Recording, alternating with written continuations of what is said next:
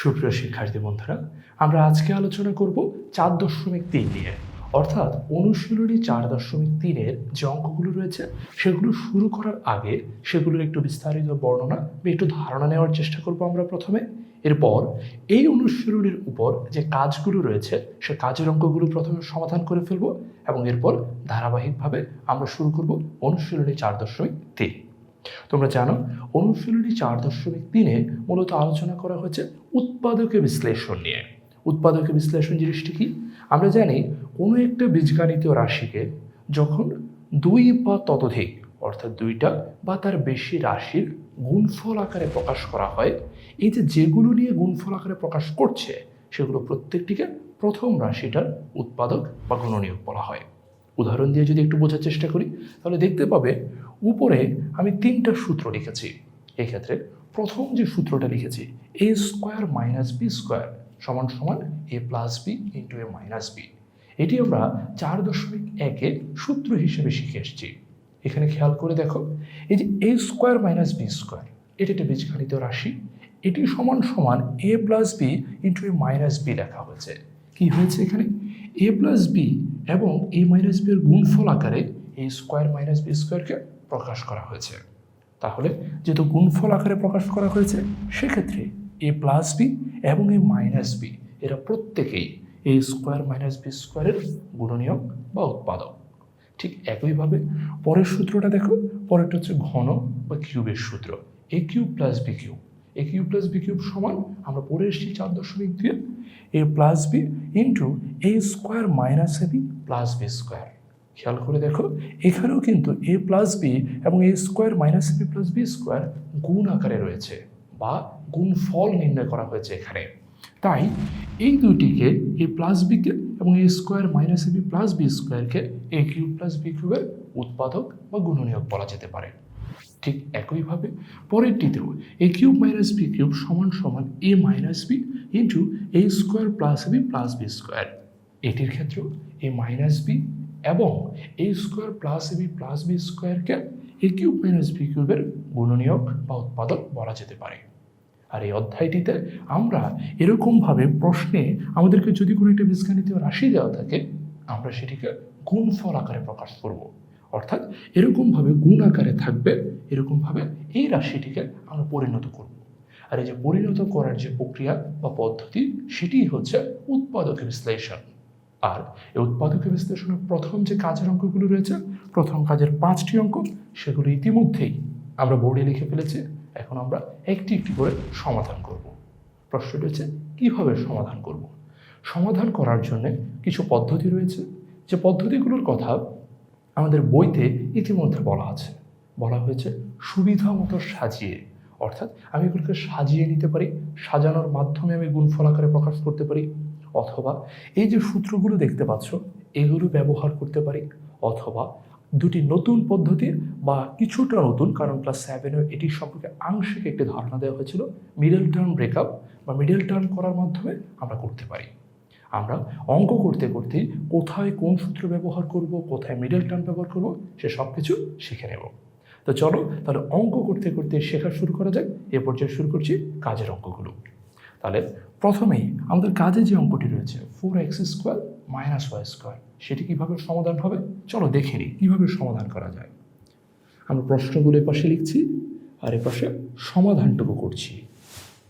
লিখে নিচ্ছি সমাধান।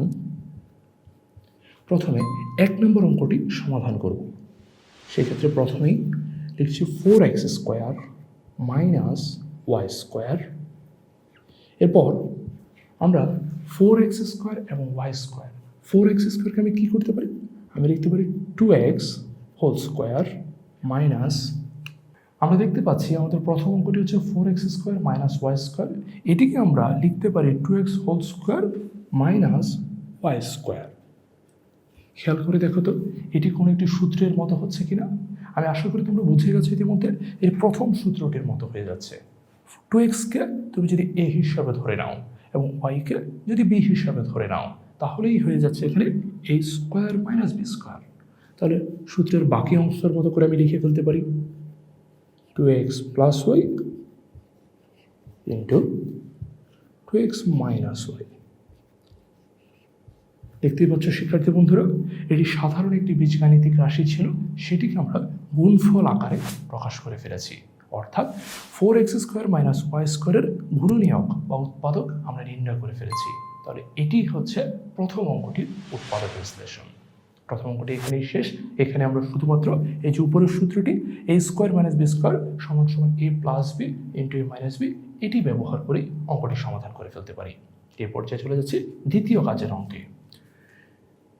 দ্বিতীয় কাজের অঙ্কটিতে রয়েছে 6ab² -24a। এক্ষেত্রে আমরা প্রথমে যে কাজটা করব, আমরা এখান থেকে কমন নেব। কত কমন যায় এখানে? আমরা দেখতে পাচ্ছি এখানে 6a কমন যায়। 6 উভয় পক্ষেই রয়েছে, তার কারণে 6 কমন নিয়েছি। তারপর লিখছি b²। 24কে তুমি যদি 6 দ্বারা ডিভাইড করো তাহলে আসবে হচ্ছে 4, কারণ আমরা জানি 4 × 6 = 24। এ অলরেডি কমন নিয়ে ফেলেছি, তাই এটি হচ্ছে 6a × b² - 4। এরপর 6a × b² - 4কে আমরা লিখতে পারি 2² লিখে ফেললাম।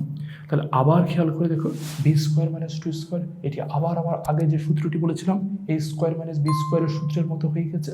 তাহলে আবার আমরা সূত্রটি অ্যাপ্লাই করছি,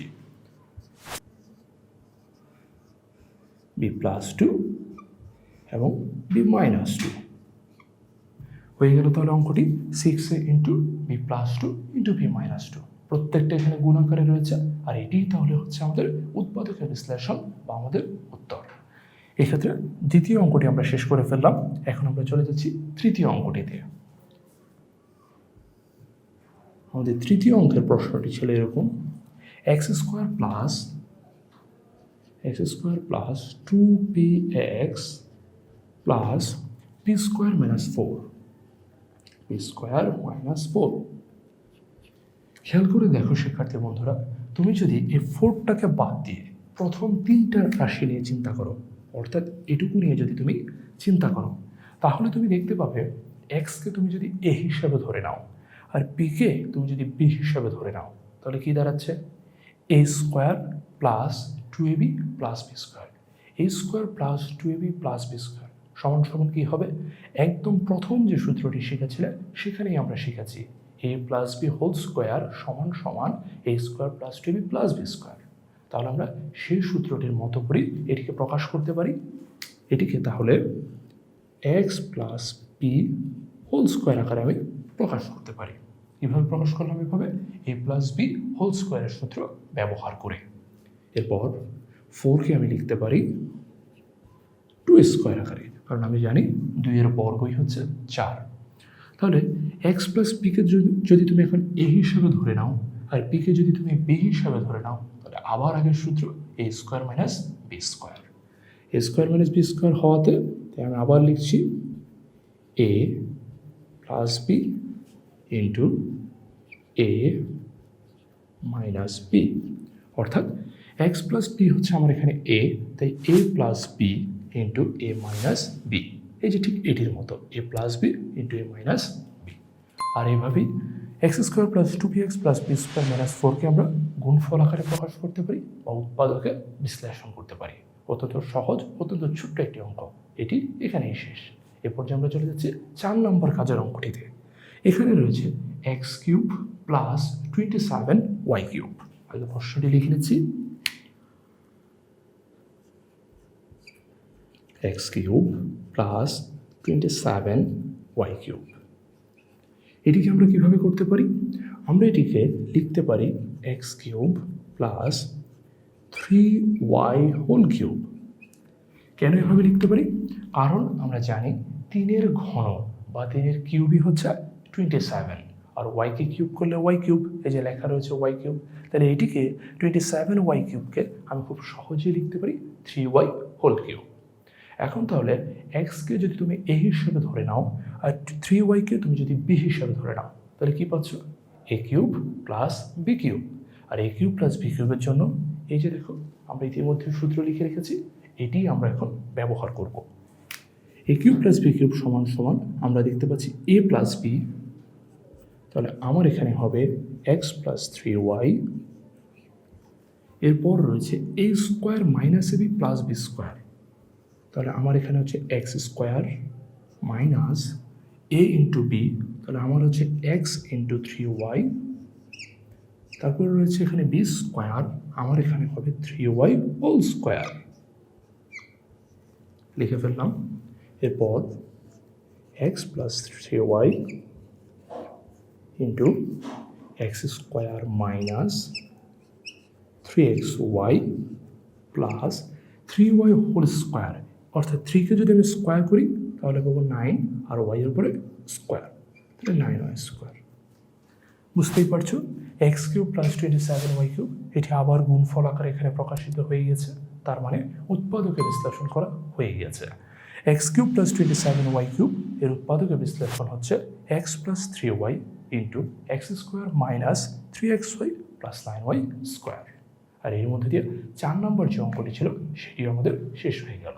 এখন আমরা সর্বশেষ যে কাজের অঙ্ক 5 নম্বর সেটি দেখব। সেটিতে প্রশ্নটি রয়েছে এরকম 27a কিউব মাইনাস 8। তাহলে চলো এটি এবার সমাধান করে ফেলি। আমরা এখানে দাগ দিচ্ছি। আমরা এখন 5 নম্বর প্রশ্নটি লিখছি। প্রশ্নটি হচ্ছে এরকম 27a কিউব মাইনাস 8। 27কে আমরা লিখতে পারি 3, আর একে যথারীতি এ হোল কিউব, 8কে লিখতে পারি 2 কিউব। কারণ আমরা জানি আমি যদি 2কে কিউব করি বা ঘন করি তাহলে আমি পাবো 8। তাহলে এটি দাঁড়াচ্ছে 3a whole cube minus 2 cube. তাহলে এটি কিসের মতো দাঁড়াচ্ছে? এটি এই সূত্রটির মতো এ কিউব মাইনাস বি কিউব আকারে দাঁড়িয়ে যাচ্ছে। তাহলে আমি এখন এই সূত্রটি ব্যবহার করতে পারি। তাহলে চলো সূত্রটি ব্যবহার করি। এ মাইনাস বি, আমার এখানে এ হচ্ছে 3a, তাই লিখে ফেললাম 3a মাইনাস 2। এরপর এ স্কোয়ার, তার মানে 3a whole square plus 3a into 2, কারণ আমার এখানে রয়েছে প্লাস বি, তাই আমি এখানে লিখেছি plus 3 into 2 plus b square, আমার এখানে বি হচ্ছে 2, তাই 2 স্কোয়ার। লিখে ফেললাম 3a মাইনাস 2। এরপর 3a-কে যদি আমি হোল স্কোয়ার করি তাহলে আমি পাবো 9a স্কোয়ার প্লাস 3 দুগুণে 6, তাই 6a, 2 স্কোয়ার, 2 স্কোয়ার সমান হচ্ছে 4। আর এটি হচ্ছে আমার অ্যান্সার। আর এরই মধ্য দিয়ে আমাদের প্রথম যে কাজের অঙ্কগুলো ছিল 1 হতে 5 পর্যন্ত আমরা প্রত্যেকটা অঙ্কই এখানে করে দেখিয়েছি। কিসের মাধ্যমে অঙ্কগুলো করেছি? আমরা উপরে যে 3টি সূত্র লিখেছি মোটামুটি এই সূত্রগুলো ব্যবহার করেই আমরা এই উৎপাদকের বিশ্লেষণগুলো সমাধান করেছি। এরপর আমরা মধ্যপদ বিভাজন বা মধ্যপদ বিশ্লেষণ বা মিডল টার্ম ব্রেকআপের নিয়ম ব্যবহার করে বাকি যে কাজের অঙ্কগুলো রয়েছে সেগুলো সমাধান করব। তো বন্ধুরা, এই ভিডিওটি আমরা এখানে শেষ করছি। তোমাদের সাথে মধ্যপদ বিশ্লেষণ বা মিডল টার্ম ব্রেকআপ নিয়ে দেখা হচ্ছে পরবর্তী ভিডিওতে।